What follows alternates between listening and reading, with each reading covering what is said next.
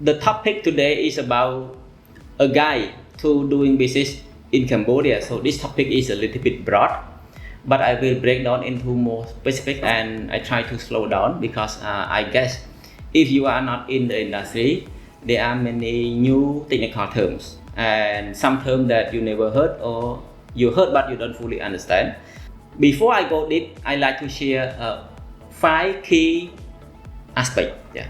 5 key aspects for you to get prepared for your business registration in Cambodia. It means that before you jump in to registering a company in Cambodia, because once you have registered, you become a taxpayer, you have the obligation to do this and to do that, you have the obligation to manage the compliance. So before you jump into the registration, I would like you to think 5 key aspects and get prepared before you kickstart the registration process. Yeah. The first aspect I like you to think and prepare is about your main business activity. So you need to ask, what is your key business activity? Why you do what you do? What is the product you will sell? What is the service you will sell? And how you will make it unique to your target audience. Yeah. And if you are choosing that particular business activity refer to your product or your service that you can sell at the marketplace serving your target client.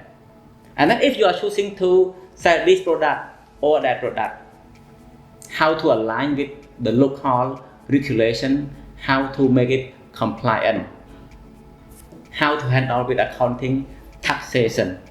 Yeah. So this is the first key aspect. And if you are not clear about your purpose, you are not clear about your business model, you are not clear about what to do, what to sell, you are not ready yet. Yeah, you have to do the first homework. Yeah. And then number two is about your target customer.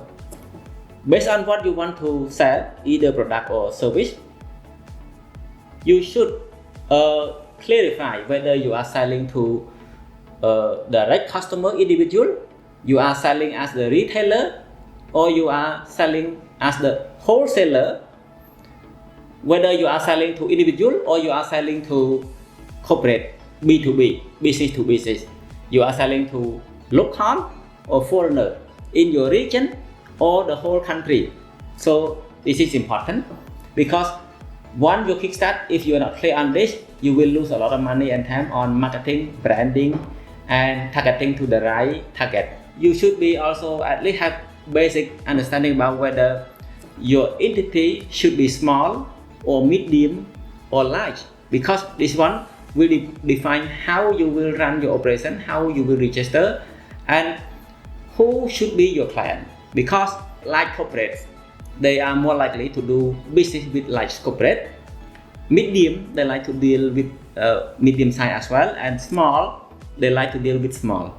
And small business owners are more likely hard to work with medium and large because the way they benefit from taxation in Cambodia is different. If the large and medium taxpayer work with the small taxpayer, the medium and the large taxpayer will lose the benefit of what exemption. The third aspect I like you to think is about your shareholder. Yeah. Whether you like to run the business alone, a solo, a sole trader, or you like to run with 2 or 3 between you and another individual, or you with another registered entity. Yeah. So there are different options. You run alone as a person, solo entrepreneur, or you have 2 or 3 individuals to be the shareholder, or you are collaborating with another running entity or company. And also you should also break down who put in the money, who put in the expertise and time, and how to place and divide your role, responsibility, obligation, whatever. So this is the way to avoid conflict of interest or argument, and the conflict along the way when you are under operation. And this aspect is very important. That's why most people always give up along the way, halfway, when they join venture with one or two or three more with others. Since they don't clarify on this aspect, they break up during the process. Number 4 is about your investment fund.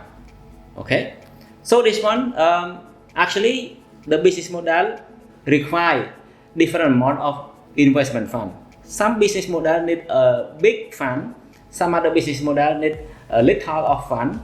But whether you need big fund or little fund, you need the expertise, the people to do the job. Because some services, some product, small fund investment, but big human capital. Yeah, and some business they need big fund investment. Also, they need big human capital as well. So depend on the business model. And you should, if possible, you should have your fund reserve at least for 6 months. Yeah, if you have the fund reserve for 1 year, it's better. If you have the fund reserve for operating cost reserve for 2 years, is the best. But if you have the fund reserve for 6 months operating, or at least 3 months operating cost, it's good. But most startup people, they are not clear about this. So after more than 10 years in my startup journey, these are some key I have learned and I like to recommend. Number 4 is about your investment fund, your reserve fund, to run your startup journey, to run your operation, reserve for operating costs. Yeah. Number 5, last but not least on preparation yourself for business registration in Cambodia, is about your business address. So without the business address, you cannot register your business in Cambodia. And before, virtual office address is not acceptable in Cambodia, but recently during the modern world, people are having creative idea to start their business. They can even run their business online without having a physical office space. That's why virtual office address is also acceptable to register your business in Cambodia at the moment. But the virtual address should have dedicated space, chair and table to be accepted by the General Department of Taxation as well. But if you have a team, small team or more, you need smaller or bigger proper physical office. So without office address, you cannot register your business in Cambodia. Yeah. Making it easy, your trusted partner.